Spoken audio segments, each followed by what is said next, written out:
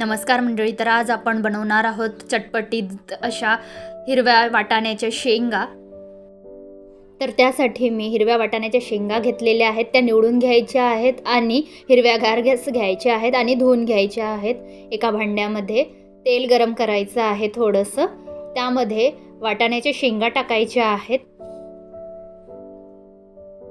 परतून घ्यायच्या आहेत. 5 मिनिटे परतून झाल्यावर त्यावर झाकण शिजवून घ्यायचे आहेत शेंगा. झाकण काढून अधेमध्ये चेक करायचं आहे, कारण वाटाण्याच्या शेंगा खालून बुडातून लागणार नाही याची काळजी घ्यायची आहे. परत एकदा एकजीव करायचं आहे. परत झाकण झाकून शिजवून घ्यायचे आहेत.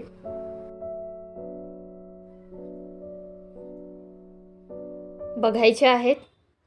आता या स्टेजला आपल्या शेंगा होत आलेल्या आहेत.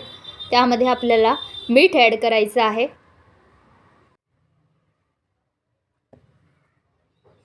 एकजीव करायचं आहे. मिक्स करायचं आहे, म्हणजे सगळ्या शेंगांना मीठ छान लागेल. त्यानंतर परत एक वाफ काढायची आहे.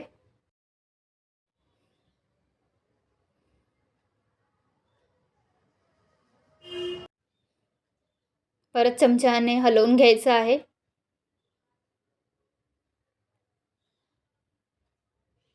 थोडं पाणी टाकायचं आहे शेंगा शिजण्यासाठी. परत झाकण झाकायचं आहे. शेंगा छान शिजवून घ्यायच्या आहेत.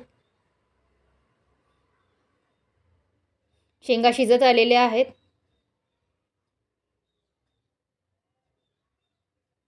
चेक करायचं आहे. आता यामध्ये आपल्याला थोडं लाल तिखट ॲड करायचं आहे.